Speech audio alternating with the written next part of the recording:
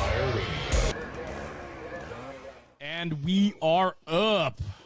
What's up, Adam? How are you, buddy? What's up, sir? How are you? Good. Nice to see you. Fantastic. You are probably one of the most polite guys that I know. Every time I see you, it's sir, it's thank you, it's please. Like, you're just so nice, man. And I mean that in the most endearing way. By any means, don't take that as a shot. You're a rock star, bro. I mean it. Appreciate it. It was taught well from my youth. There's so much to that, man. I hope that I know my kids are that way, and my kids' teachers talk about them, especially when they were in grade school. You know, they always said how polite and well respected they were, and respectful.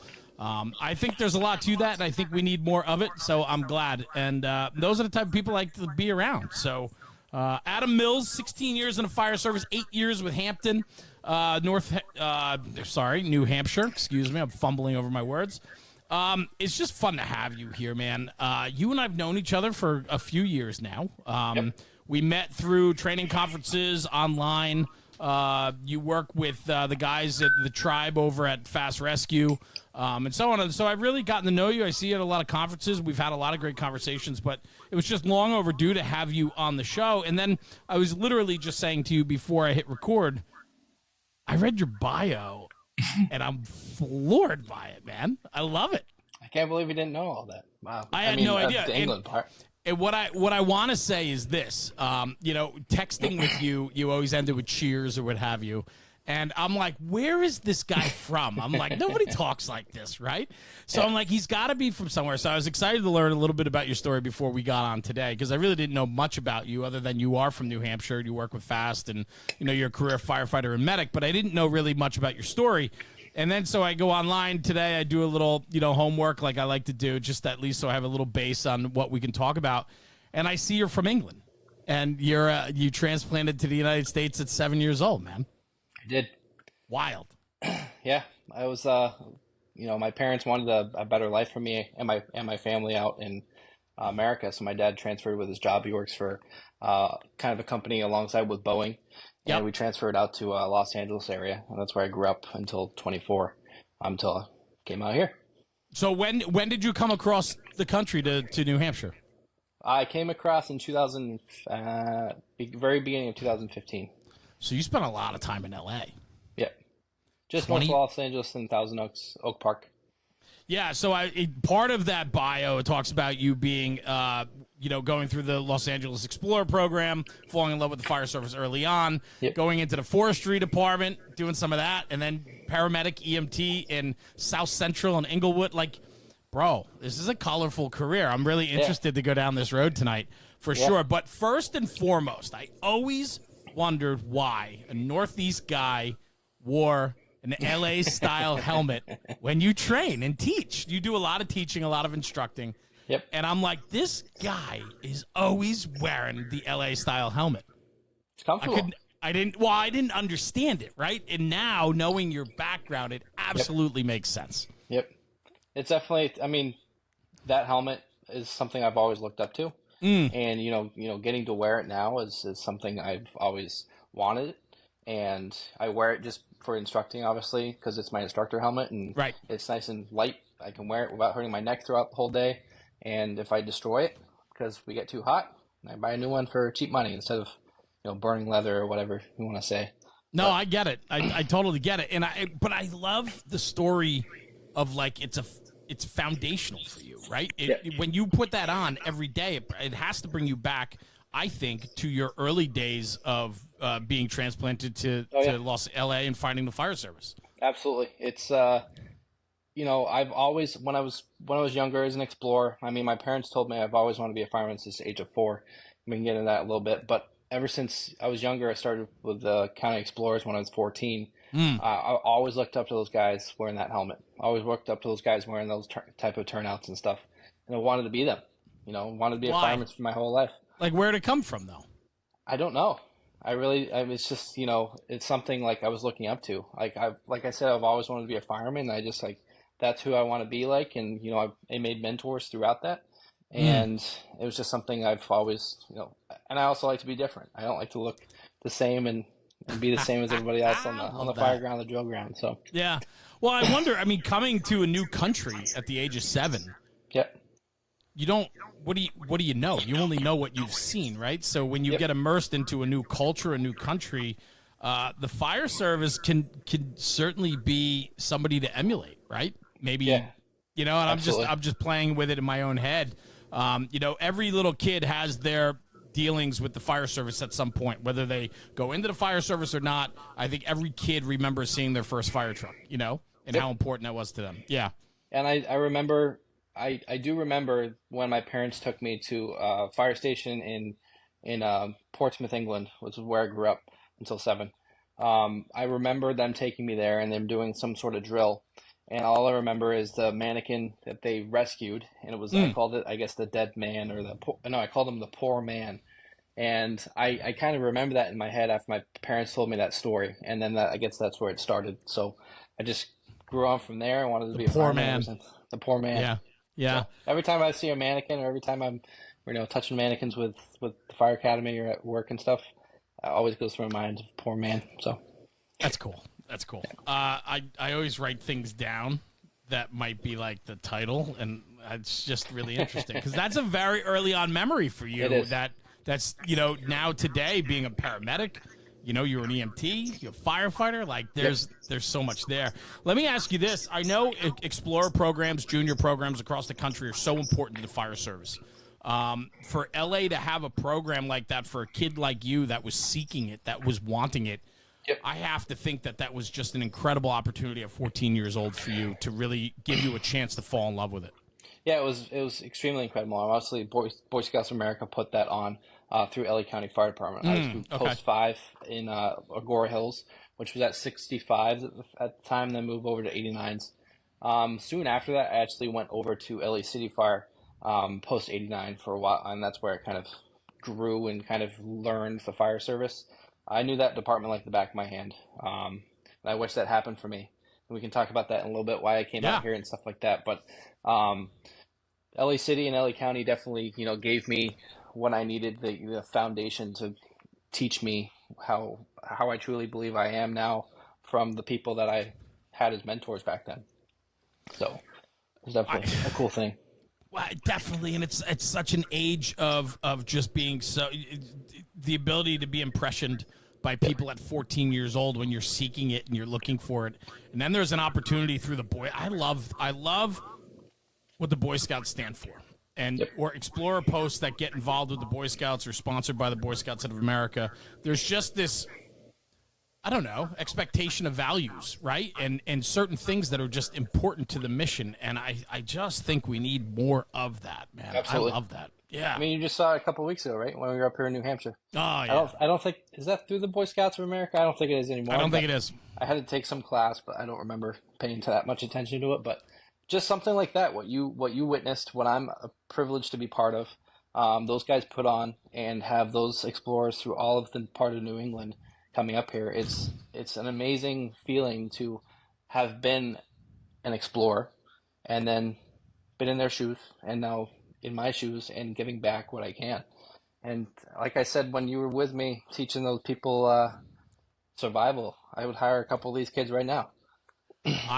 Let me tell you something. So let's talk about this real quick since you opened the door. And then we'll get back to your story in a sec. But I got invited up to come and just speak with about 50 kids between 14 and 19, I think it was, 14 and 18, that were part of the New Hampshire Explorer program at the New Hampshire State Fire Academy.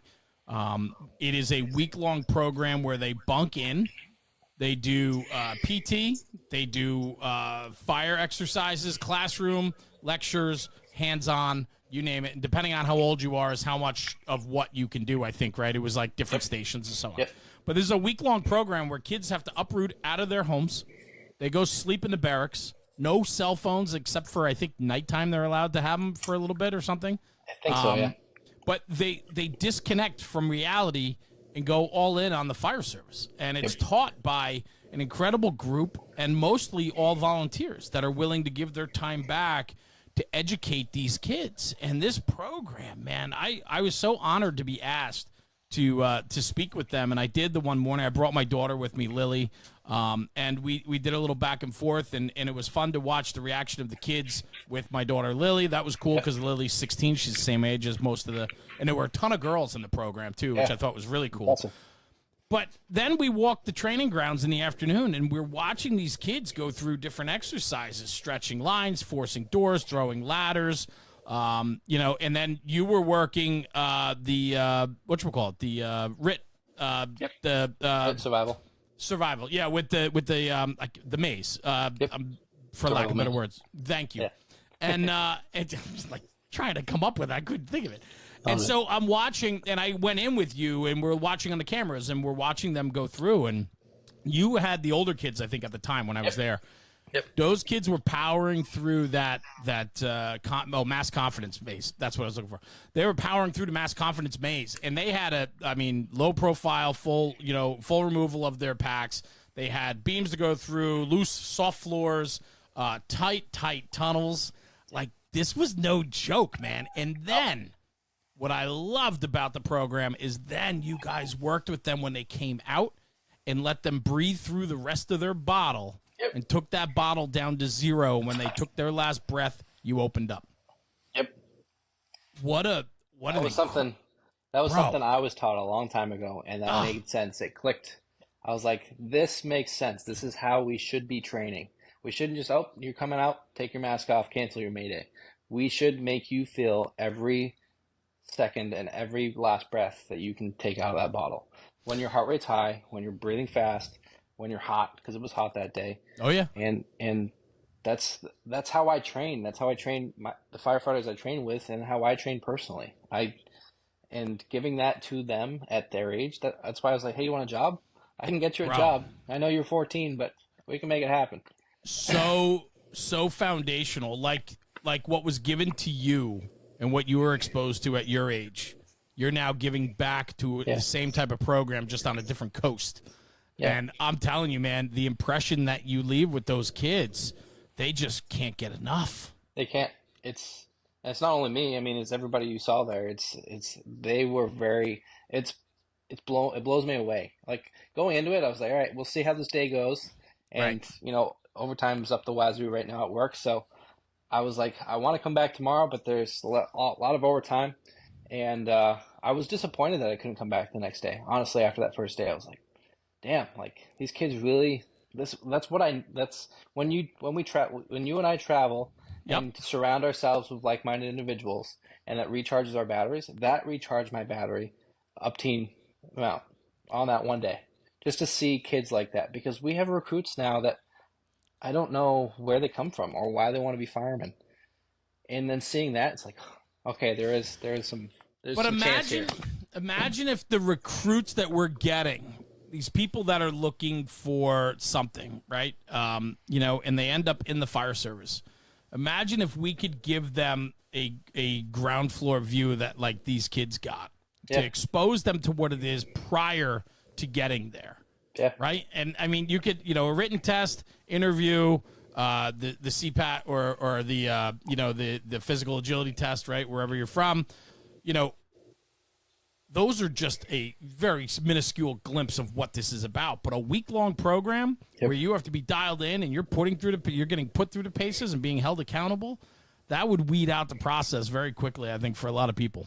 It would. And I've heard stories of fire departments throughout this country that are hiring members, and somehow, I don't know how, but somehow these members get through the recruit school, they get into their first firehouse, and then the alarm goes off at night, and they're like, I have to get up at night? Right. What? I've heard this. Yeah. I'm like, what? So. Well, here's the thing, right? A big part of it is providing the expectation of reality, right? And our departments, our training academies, our training officers giving, and then our own people giving, new recruits what their expectations are. And this is the job, and this is what is expected of you, and that's a big part of it. Unfortunately, there's pushback, but anyway, I think the whole part of the conversation, which I really want to touch, and I just found that I was searching for it while we were talking. It's the Explorer Training Academy for Emergency Services in New Hampshire. It's an incredible program. It's offered now for the last few years. If you haven't listened, I did a podcast with some of the guys that run it from a while back, and I shot some content when we were there. But an incredible program. And Adam, you were instrumental in being one of the volunteers there, which was just, so great for literally had the opportunity to maybe set somebody's future because of your passion. And that's fun. I hope it set the fire even more than what it was already. And Yeah. we couldn't give our personal information to them because of all that stuff. But I said, I work in Hampton. You can find me. You can find me. Come do ride-alongs. I teach up here at the fire academy. I'll see you at the recruit school. Just let's make it happen. Let's get you the best job you can ever have. I love it. So. That's cool. Well, I love the connection between your upbringing and then what you're doing and giving back and having a program like that allows you to give back like that. It's just awesome. And then so from there, from your time in your younger days, then you went into California Forestry, State Forestry? I did. I worked for California State Parks and jumping out of airplanes? Were you a smoke jumper or what? I was not. So I worked for a CDF and California State Parks. Because I was a lifeguard as well, ocean lifeguard. I was a swimmer in my of course you early were. age. You can tell by my shoulders. But I was a lifeguard too. I was in much better shape back then. I can promise you that. Right. It was a good time. It was the best time of my life. But I miss forestry. I tell you that much. In Wildland, it's we don't do it out here. We had a brush fire a couple of weeks ago here, and it was like, I love this. This is awesome. I miss it. I still stay in touch with my old chief, Dave Updike. He's now with the U.S. Forest Service. He's a higher up. Like, I've talked to him a couple times over the last weeks. I'm like, hey, you going to this fire? He's like, that's not big enough. So I'm like, oh, you're a big wig. He's that high up in the chain. Yeah. But I still talk to him. I still talk to a lot of guys. But I did 3 years on the hand crew and 3 years in the engine company. Type 3 engine company, and went to fires all over California. Made a lot of friends. Made a lot of met people from all over the place. It is a hard way of life. It is, and my back feels it from being on the hand crew. I bet. I mean, I know I've met a bunch of guys along the way that that's what they do, and in fact, I'm pursuing it like on the podcast a little bit more because I want to get some of that perspective on the show and talk about it. And I want to educate myself, but I also want to educate people about what guys go through. When you're dedicated to forestry and so on. But man, what a tough gig. Yeah, even the municipal guys out there. I mean, firefighting is all about it, but municipal, you go to work, you do 4896, and you're gone for 2 weeks. You don't know when you're coming home. You go from fire to fire to fire. I met a bunch of Cal Fire guys, and they tell me they have to have a go bag with them up for stuff that they might get deployed. They might go in for their 48-hour tour and not come home in a month. Yep. And they might get deployed to another part of California, and all they do is pick up the phone, call their wives, and say, I'm gone. Yeah. We're going. I missed a lot of birthdays. I missed a lot of holidays. Missed a lot of everything. But everybody asked me, like, how was it? How was it being on, a wildland fire engine and traveling the state of California? And sometimes we went down to the Mexico-Tijuana border. But it's like I say, pick 4 of your best buddies that you work with, and there you go. Let's go. It's like I think it's the closest thing. I don't want to say this, but I think it's the closest thing of going to war, because you have your go bag, you're going on a truck, and you are defending a home with everything that you can, with all the water you have, either a swimming pool or whatever, and hopefully you win. And if you don't, you pack up and you move down to the next neighborhood. Resourcefulness, right? You got to make do with what you have, because all you have is what you have. Yep. Here on the asphalt streets, we just call another company in. That's wild. That's wild. And so then how did that end up? Because you ended up going into what? Medicine, I guess then, right? Medic and EMT and paramedic? So ever since the age of 18, I started testing. My first ever fire department I tested with was Santa Monica Fire Department. I remember the test exactly like it was yesterday. Is that right? I had mentors telling me, giving me mock interviews and doing all this stuff, but I didn't have anything. I was in EMT school at the time. I got my EMT as soon as I turned 18, put myself through EMT school at Ventura College. And Santa Monica said, you don't have to be paramedic.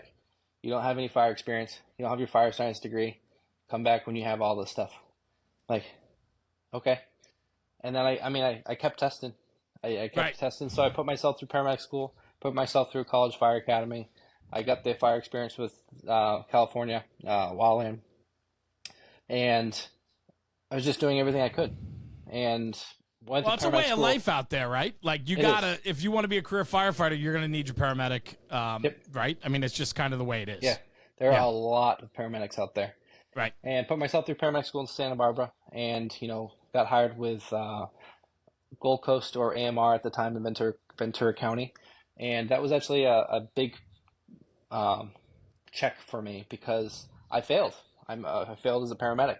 I went through my FTO process. They wanted level one paramedics, which work with another paramedic, and passed that. And then they wanted level two paramedics, where they work with a basic, and I was brand new. And I had a learning disability in high school, and I just was having trouble learning all these protocols really fast, and they were pushing me through this, and I got asked to move on. So Mm. I left as a paramedic in Ventura County and with Gold Coast, and went to McCormick Ambulance down in Los Angeles County. So I worked there, and that's really where I learned to be a paramedic. Was working alongside with LA County Fire Department, and worked at one of the busiest stations that we had in McCormick. I was gonna say Station there's 9. probably no shortness of work to be had there. No, Station 9 in Inglewood was the workhorse, as we used to call it. So we had a BLS ambulance and an ALS ambulance, and we ran and ran and ran. We were in South Central Los Angeles, so Inglewood. That's where I Wow. learned to be a paramedic. And then I did my internship with LA City at Station That's 9. that's legit street medicine right there, right? Yeah, there's a lot of stuff that we Yeah. there's a lot of stuff we did. A lot of bet. stuff I probably wouldn't do again, but I got the most experience I could from, and my mentor, that was when I was a paramedic student, Dan Dragato and JD Fox out of Station 9. We moved up to different areas because Station 9 Skid Row, and Skid Row is Skid Row. Nothing Yeah. changes Skid Row. Right. But they wanted me to go to affluent areas, so we moved up to different parts of Beverly Hills area and all that stuff, and then we moved down to South Central for get stabbings and shootings, and instead of just overdoses and psychs all the time in Skid Row. So they let me do it all, learn how to do that, and then I got hired with like I said, McCormick, and learned how to be a paramedic, and then moved up for that with the fire service. So Yeah. Very cool. So I guess then the next logical. Well, did you enjoy it? I mean, did you enjoy the medic aspect of it? I love being a paramedic when I'm Yeah. needed. When you're needed. When I'm When needed. you're needed. That's a very good way to put it, right? And you look at burnout, and you look at It's true. abuse of the system, right? Yep. It can take very good and dynamic people and turn them into something different than what they want to be and can be. Yeah, it's true, and I'm not gonna lie. I'm not gonna say like I see a therapist. I go to therapy to talk about these things, and this is gonna help me greatly because burnout is real. I've been doing this been a paramedic since 2011, and it's real. Like, Yeah. if you need me, I'm here. I'm gonna be the best paramedic. I'm gonna be an aggressive paramedic, but like, why'd you call me for your stub toe? Well, and that's it, man. And I think our system has to do better. It's not just the people. The people just have a level of expectation that when they dial 911, they don't care if it's a stub toe or CPR in progress. They want the best care possible. Absolutely.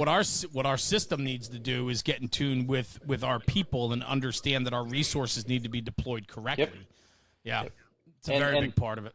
As I have the opportunity now, I work for Portsmouth Regional Hospital up here as a critical care paramedic, and so I have the opportunity to see both sides of the spectrum in regards to the emergency room as well as the pre-hospital. And I use that to my advantage, and I coach and I teach just like I do at the fire academy. These people that may not need a paramedic to take them to the hospital, they may need some education. So I'll stay on scene for an extra couple minutes and educate them, and make appointments for PCP, kind of the medical care that we're talking about for the future. Yep. But that's just, I go above and beyond with that. But yeah, Well, it makes sense. You go all in on people. I mean, I've seen it firsthand with your teaching and instructing, so it only makes sense that you're going to work with the public too and educate. I totally get it. So I guess my next logical question then is, how the hell did you end up in New Hampshire?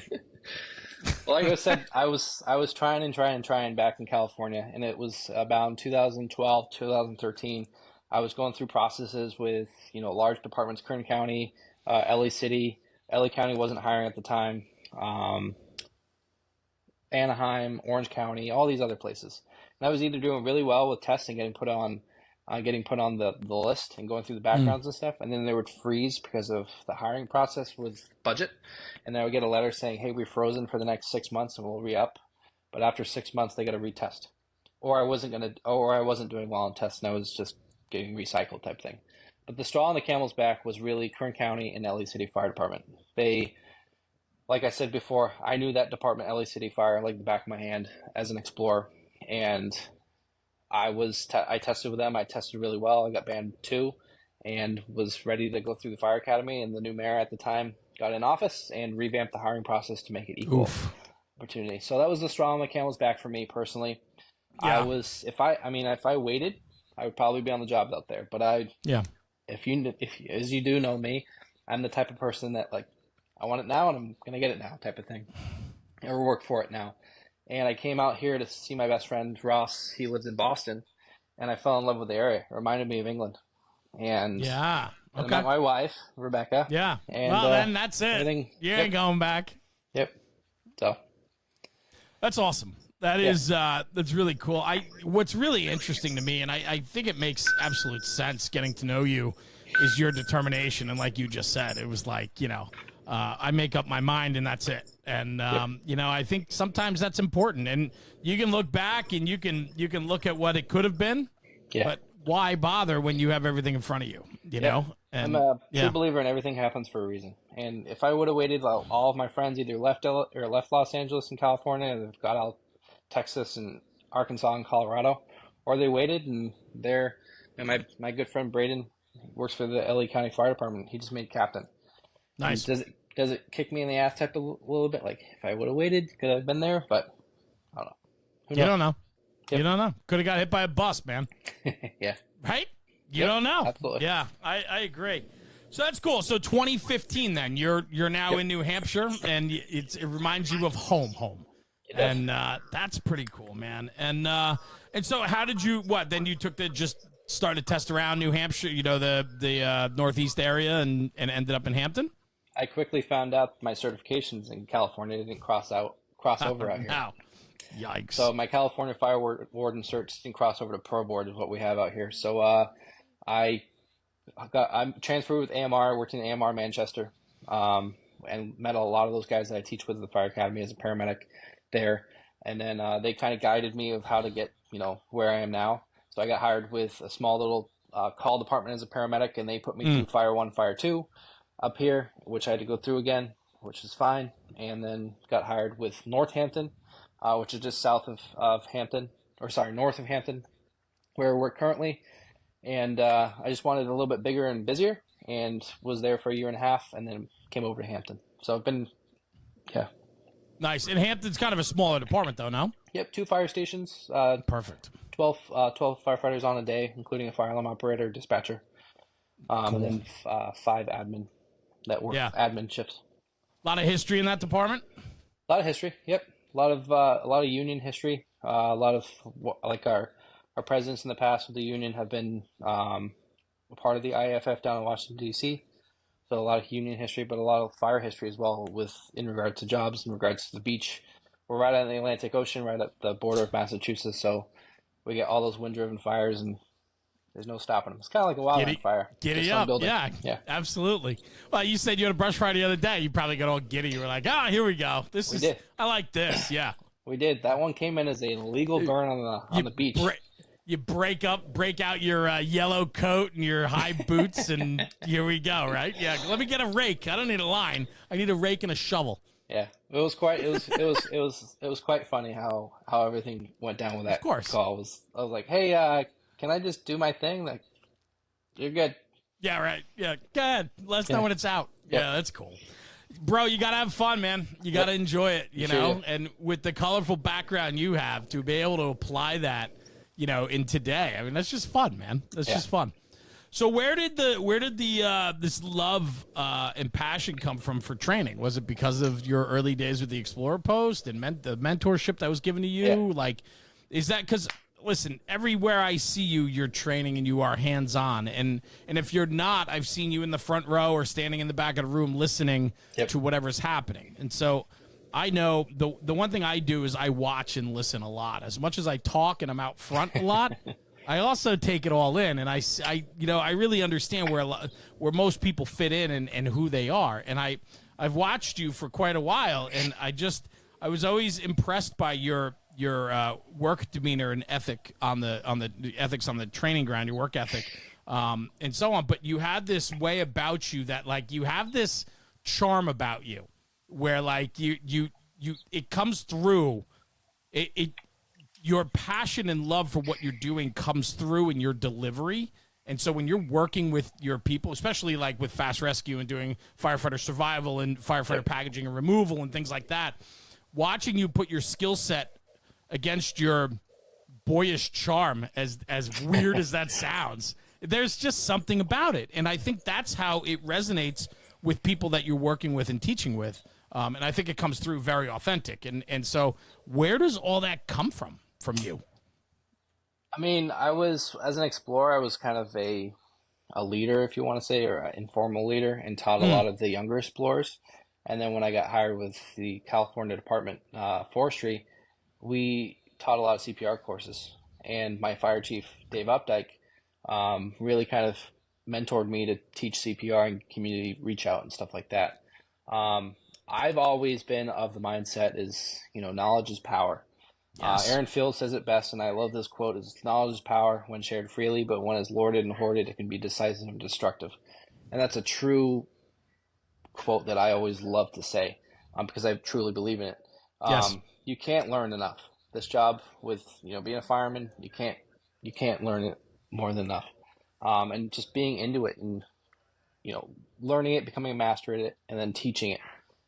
So you are proficient and the subject matter expert. I, like you said, found my niche in survival on Rick. That's just what I like. I love to teach it. I can teach a lot of things, but I can't.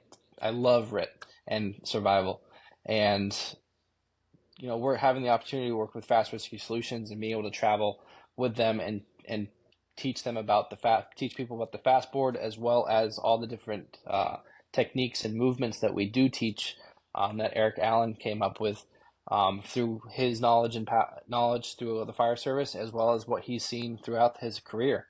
And then being able to take that and pass it along to everybody is just amazing.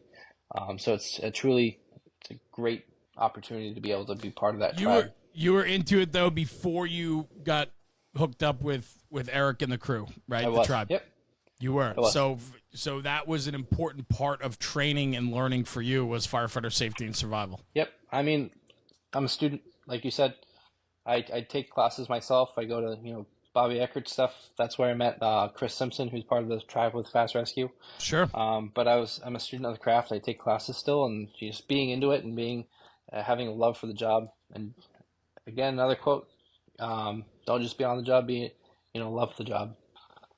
From Joey D. So just don't. There's a lot to all of that, and I think though it becomes like a way of life in a way. Like I always say that, when you're in love with the fire service, it's, whether volunteer career, it doesn't matter. It's the job. But I talk about it becomes a lifestyle, and that a lot of who you are and what you are and who you surround yourself with have to do with the fire service when you go all in on it. And I think that's a big part of it. Oh yeah, definitely. I mean, from the amount of T-shirts I have for fire service, which my wife complains about all the time, to right. I have behind you, I have that same type of thing with T-shirts that made out of a blanket, from a fire extinguisher in the house to everything. Like you live it, and that's one of the things I don't understand about some of these new people that are coming in. They don't live it. They're here for 8 days a month, and they're peace out, which is hard for me to swallow, especially for being someone like you and I, just being so into this job, being into the the culture and the career, and the lifestyle. Yeah, it's interesting because I battle with this conversation in my own brain. I wonder, guys that can come and go from the firehouse and disconnect as soon as they leave. That's okay with me. Like Yep. I've come to realize that when they're there, if they're giving all, if they're Yeah. giving it their all and more, and they're doing everything that needs to be done, and they're not looking to count down to get out of there because they're in love with being there, then when you're out of there, go get it, man. Yep. Like, yeah, I don't need you, but you do have to stay with keeping yourself educated and Yep. and surrounding yourself with current events of what's happening in the fire service and being present and knowing who people are. Like, you can't. We don't have the luxury of being the JV squad. We always have to be the varsity squad, right? And so you have to be the athlete on the varsity team to be. yeah. Yeah, but sometimes you need. I took a break this past week. I mean, I got a suntan. I'm growing a beard. I'm gonna try to keep this for the next couple days before I gotta shave it. Before I gotta get back on a fire engine. That to me was my disconnect. It was like I barely looked at social media. I didn't record. I didn't go to the. I wasn't on a fire truck. I did nothing.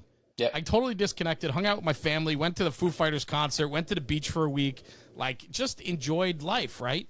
But I still missed it. There was just something about it. Like, you can't totally remove yourself. But I am super jealous of people that have something outside of it that they're super passionate about also. And I think that that's important. And and a lot of times I'll get pushback when we have these conversations. And people are like, you need an outlet, you need this. And yes, I agree. I agree. This, what Adam Mills does isn't for everybody. Right. I have an outlet, which is a very expensive outlet, and it's kind of a hard thing to do because I'm working on my pilot's license. Oh, I love it. Are you really? That's my outlet. I love to fly. If I wasn't a fireman, I would probably be a pilot. You look like a freaking pilot, man. But it's hard because it's so expensive. It is very expensive. I'm working on my pilot's license. I love that. Oh, the bank account's struggling. I need to work overtime. I can't fly. I need to work overtime. I can't fly. So it's like I need to focus more on. I need a day off today. I'm not doing any callback. I'm not doing any overtime. Right. Go fly or go surf. Go do whatever. Let me ask you. Oh, you surf also? I do. Oh, I love this. So, all right, let's get away from all this for a second. I want to talk about flying. What does that do for you? I can only imagine what that can do for you. It's breathtaking, honestly. I mean, I mean, you gotta breathe, just like you do in survival mode. Because if stuff happens, like a couple of weeks ago, I was up and I hit severe turbulence. I shit my pants a little bit because I was by myself and like, oh crap, type of thing. But so you're doing solo now? yeah. But it's just it's the sky's the limit, really. I mean, you can do anything up there within the limits of the FAA, and you can go anywhere. And you can. I love aviation. I've always loved it. Flight simulator. I sit at home and do that type of thing. I'm a weirdo like that, but it's just like you said. It's not the fire service. I can take my mind off of that and just fly and think about aviation. Think about the science behind it while you're flying and everything. It's and I don't plan on stopping. I plan on keep going. And I am incredibly jealous of you right now. You have no idea. I never thought that was an interest of mine until I come to find out. My wife and I are best friends who are not involved in the fire service. These are like the only non-fire service friends that I have. Yeah. They're from my wife's. My wife growing up. It's her best friend and her husband. And we literally just got back from vacation with them. We share a beach house every year, and we see them all the time. They're like our best friends. And I didn't know for many, many years. And then all of a sudden he tells me one day that he used to fly. And I was like, what? And he's like, oh, yeah, no. When I was like in college and then after college for a couple of years. And he talked about how expensive it was and it was quite prohibitive. And then when they started having kids, he stopped flying. And then his wife didn't really want him flying anymore. So that was kind of the end of it. But I was so jealous of it because I think about a hobby like that where you can absolutely unplug and disappear. Yep. There's something to that. Yep. And I mean, you got to somewhat be there, obviously, but unplug and disappear from the job of the fire service. Absolutely. It's or definitely even just life. Like you're up in the clouds. It's I can only imagine what, and And I never realized, like, man, is that something that I would love to pursue? And I think it would be. Like, I would I don't know, recommend man. I would recommend you to go take an Explorer flight. Just Right. go to your local flight school and say, I'm here, I want to take an Explorer flight. You'll have an instructor. They'll let you take the controls, and you'll take off and land, and you get the bug. I got my son. I got him 3 lessons for Christmas one year, and when he was like 22 years old. Yeah. And I was like, and it was cool. It was like a Groupon, I think. So it was like nice. super cheap, like introductory 3 classes or something like that. Yeah. But yeah, man, I'm a little bit jealous. So that's cool. I'm glad you shared that with me. I'll send you some pictures later. Please do, man. That is super cool. When you get to kind of unwind and unplug a little bit when you get up in the sky, say, or you're out on the waves and you're surfing and you can kind of just check it all at the door. I know you're very intense with what you do, and I know you go all in. Yeah. So when you're able to unplug like that, I can only imagine you get recharged when you come back. Your delivery is even more powerful. Yeah, I mean, my brain is always thinking about the fire service and how I can better myself or how I can better someone else I'm working with at work or the recruit school or whatever. And I mean, I don't know if I'm just weird or I don't really see work as work. I mean, I love my hobbies outside of the firehouse and outside of work. Like I said, surfing and hiking and all that stuff. I don't do it that much, but I do it. But I really just don't see work as work. Like I pick up, like if I have a day off, I'll pick up a shift at the hospital or pick up a shift at the fire academy or look for a place that, looking for passports, stuff like that. I enjoy it that much. And like I talked to my therapist about it. I'm like, am I weird for thinking this? Like, I mean, some days, absolutely. I'm like, I don't want to go to work today. I need that day off. Right. But a lot of the days, I surround myself with like-minded individuals. I have fun. I don't see it as work, and I'm learning, especially at the hospital. I worked there yesterday, and I learned a ton.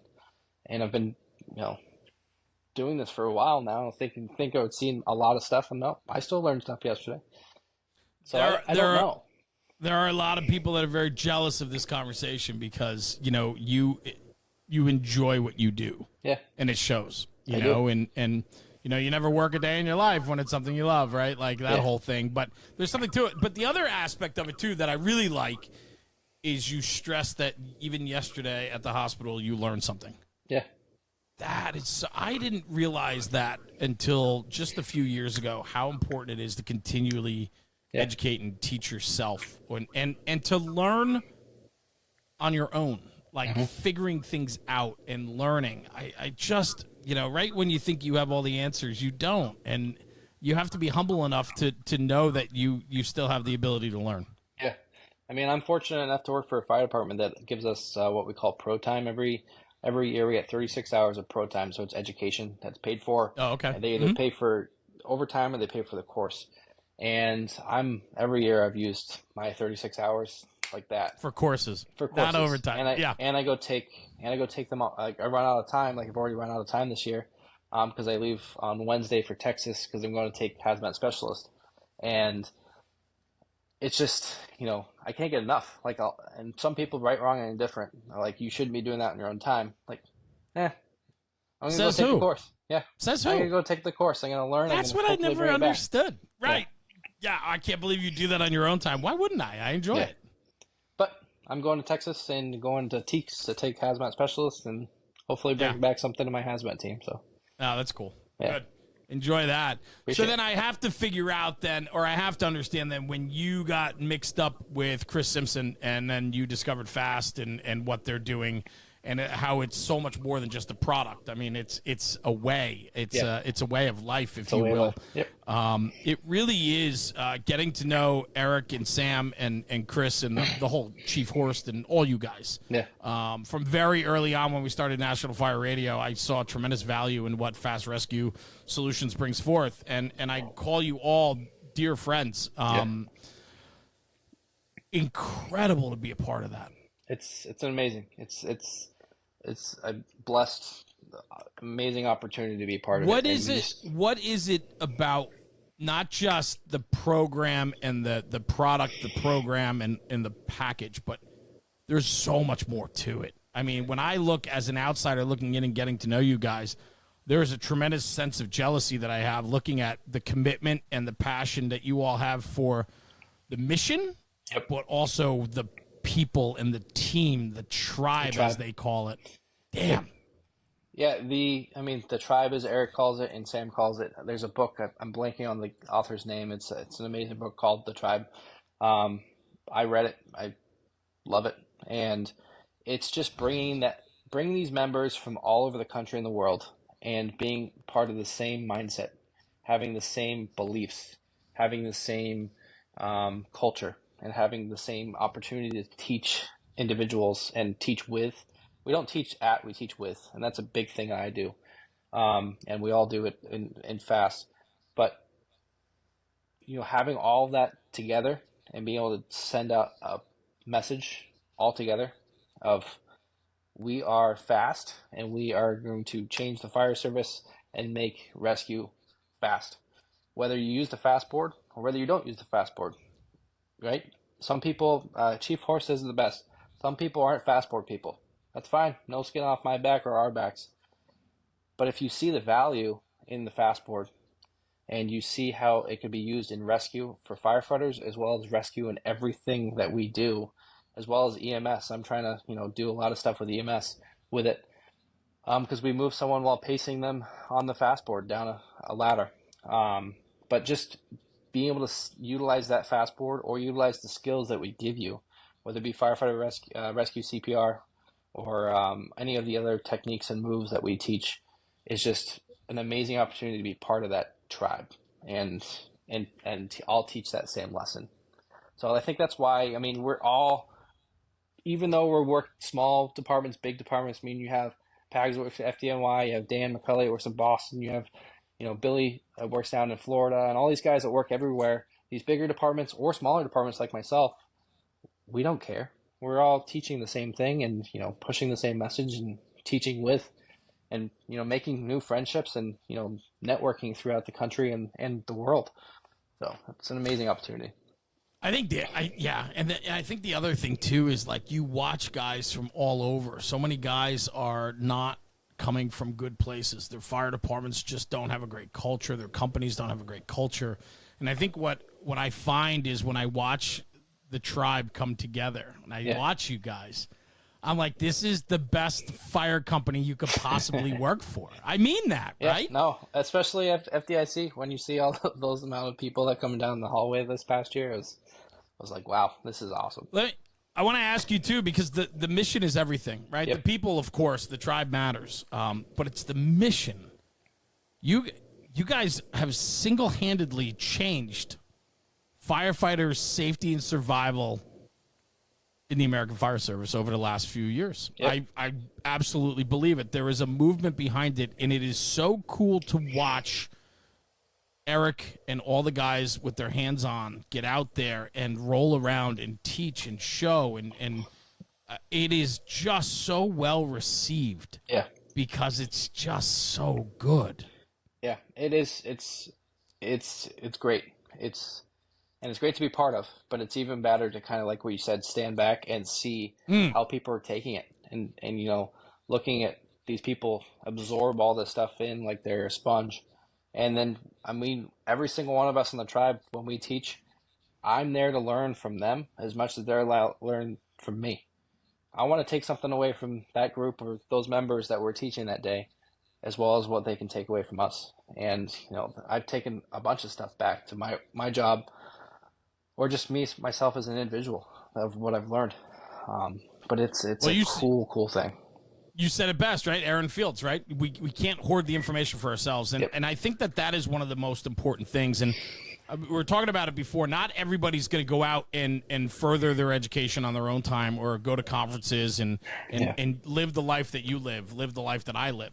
You can't expect them to do that, right? Yeah. As much as we would love for everybody to be that way, it's just not possible.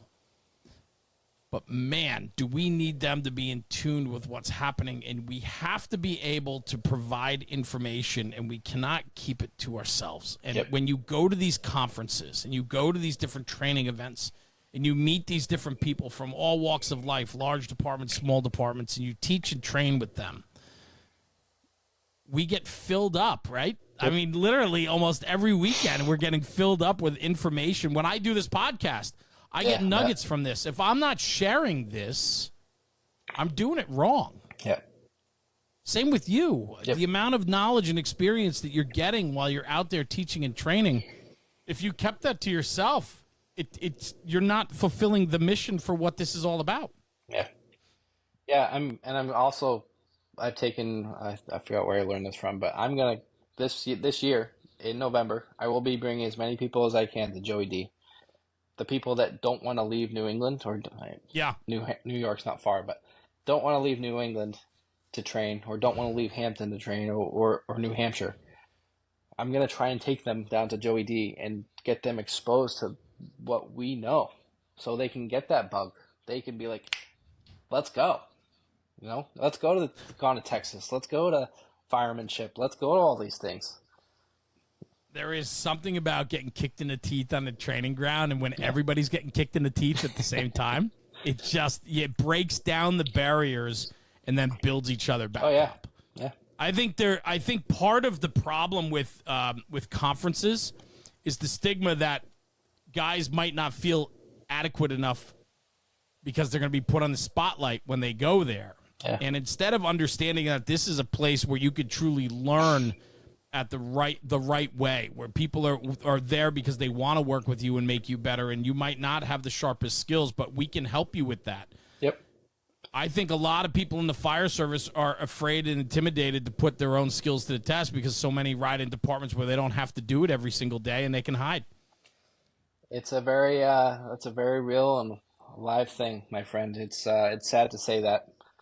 Listen, I'm in a suburban volunteer fire department. We don't force doors every day. Yeah, we're not, and I'll be the first guy to talk about it. Like I'm not here preaching, what a great fireman I am. That's so far from what I don't even talk strategy and tactics unless it comes up in conversation, right? Right. Like you know your lane and know where you belong. But my point is like I agree with you. Gather up the troops and tell them, no, listen, you want to come to Joey D. Yep. Because this is incredible training from some of the best people out there, and those people out there are the ones that can really get through to you and help you hone your skills and give you more opportunity instead of being frightened and intimidated by it. I think that's a big part of it. I really do. It is. And having the brass per se. One of my captains I work with, Captain Sean Gannon, he is just like us. He lives and breathes the fire service, and he wants to get people out there. He's towards the latter part of his career, but he still, wants to make those, younger firemen love the job. And we're trying to work with our fire department and allow us to be able to send a certain amount of people to fire department training network every year. Yes, keep going. I've been there three times. 2 times I went with 2 guys from work, and then time by myself. But just an amazing opportunity. You go there, and like you said, you get your teeth kicked in, but then you get up and you do it again, and you get up and do it again. And again, as and many again, times and as again. you can while that fire is still hot and zero visibility. I mean, I've done fire camp twice. And, oh, really? Yeah. Very cool. And the second time we went, we brought a newer guy, and he loved it. Now he's like us, and we're trying to, there's nowhere like that, and I'm trying to bring that to New Hampshire Fire Academy. A lot of pushback, obviously. I mean, it's a state academy, but having to give the why we need that, and show the reasoning and show the safety behind it, and show what we can do with this little piece of shipping container and a pallets, and make a flashover container and then make it go into our building. We can do that. We don't need to spend millions of dollars to build a new training building. Bro, you can be quite intimidating and threatening, though. Oh yeah. Because I'll tell you why, and I mean it all in the best ways possible. But those dinosaurs that have been there and have stayed there, and they haven't been on a fire truck in 20 years, and they're still teaching a Fire 1 course, and they have a bad attitude about them, or they're not willing to learn or open their minds or continue their education, you are an absolute threat to them. Yeah. But we need we need that. Yeah. But it's you though finding that balance, right? That's got to be hard, because there's a very fine line between being able to make progress or to be shunned.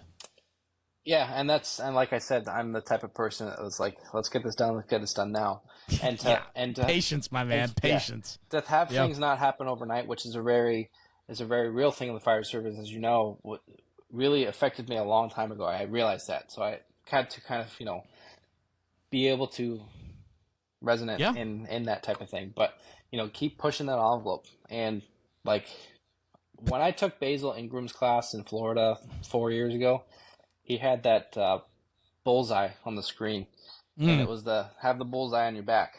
And it's not because you have a bullseye on your back you're always the target. It's because all the people are behind you and you're leading the way. Shooting Um, arrows. yeah, and Hmm. I'm a true believer in that saying too. It's like, yep, I'm gonna keep pushing that envelope ever so slightly. Who said But someone but the finesse of that matters, and that comes with experience. Yep. And that is where I think, we can make more progress by understanding how to be political about our approach. We don't have to lay down and not follow through on our beliefs and values, but we have to understand how to deliver them to which audience you're delivering to. Yeah. And that comes with experience of having to navigate the environment. Yeah. Yeah. But there's a lot there. We'll get there. We will get there. It's a long game, man. Nothing. Listen, it is a long game. The fire service career is a long game. And, we talk about that a lot. Experience does matter. And you can't gain experience overnight. Experience comes with time. And you have to literally give it time. Yeah. But we can make change. And I think, like we were talking about with Fast Rescue, you guys have made an incredible impact on the fire service when it comes to our own safety and survival. Yep. No doubt. Yeah. So change can happen.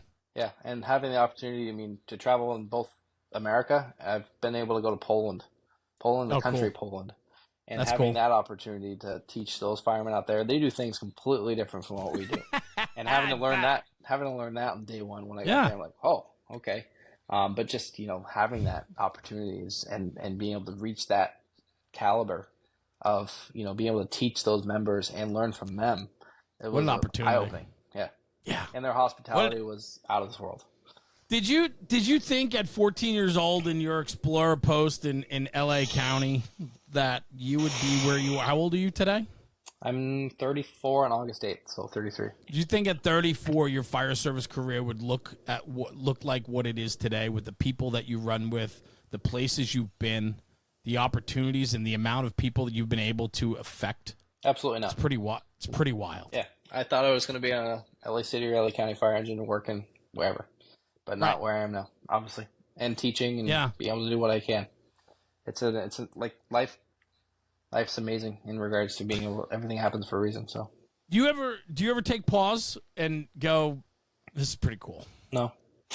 No. Honestly. You should. I know. You should. I'm going to go. I'm going on vacation in a week, so I'll probably do it then. I challenge a lot of guys, right? Because guys, I get it, right? When you're all in, and you don't often take pause to just kind of sit back and look at it a little bit, that 30,000-foot view. And sometimes, though, being able to take a half a second just to kind of recap for yourself, run your highlight reel, it's pretty cool, man. It's pretty cool. I will do that soon. And I will tell you this, watching you and I've seen you hands-on training all over the country at different conferences, but seeing you work with those kids in New Hampshire a couple weeks ago, that was wild, man. That was awesome. I know for a fact that you made a direct impact on so many of those young students, and so many of them, if they go into the fire service career, will not forget the impact that you made on them. And now you compound that over the next 40 years. Yeah. In the fire service, man, you're gonna touch a lot of people, and I just want to say bravo. I mean, I love getting to do this podcast and meeting the coolest people, and not really knowing much about your story until tonight, but knowing you obviously, but not knowing the background, it all makes sense now, even down to that fire helmet you wear. It all makes sense. It'll be different too. Yeah. It's What do you want going forward? I mean, shit, you're young, man. You got everything in front of you. I mean, 16 years in the fire service. You only got 8 years of Hampton. You got a career's worth ahead of you. You travel the world teaching.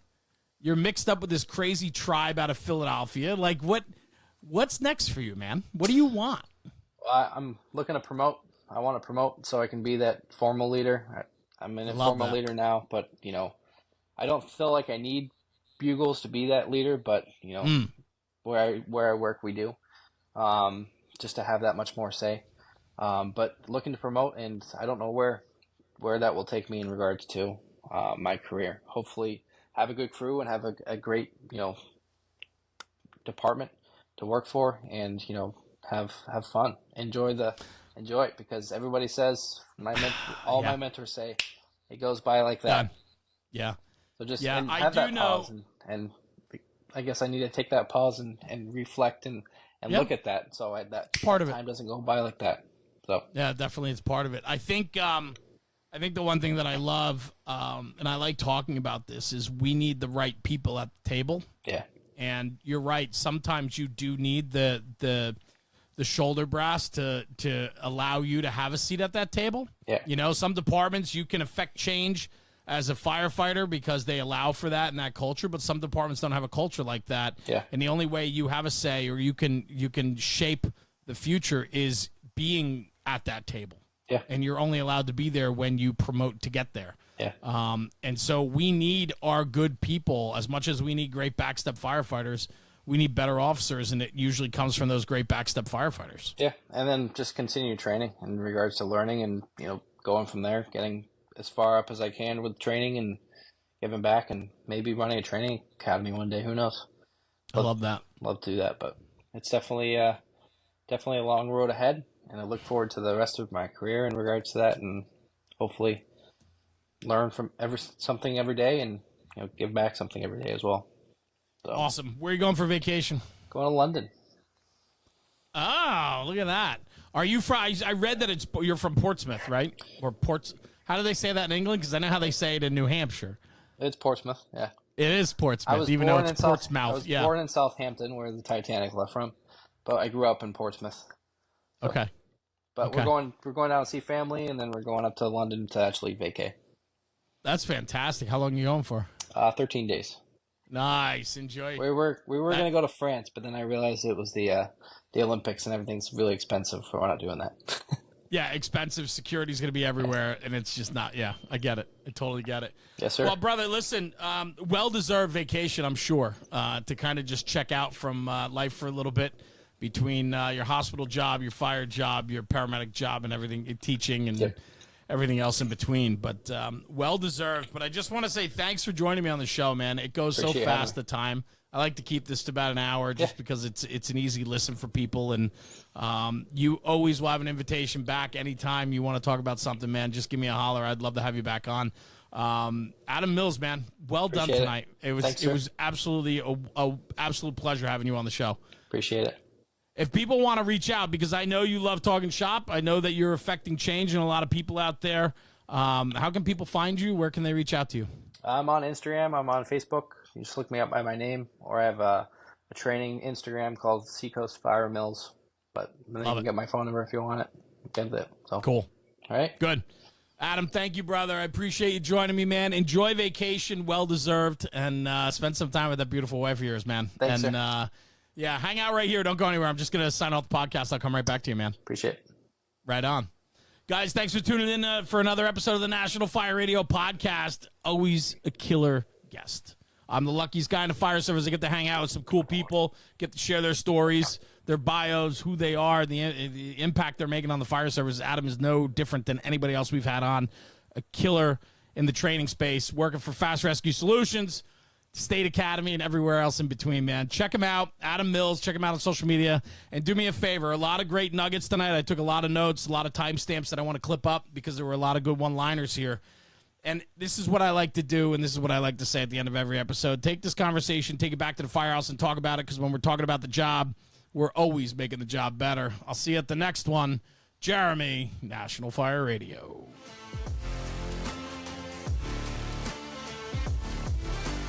National Fire Radio.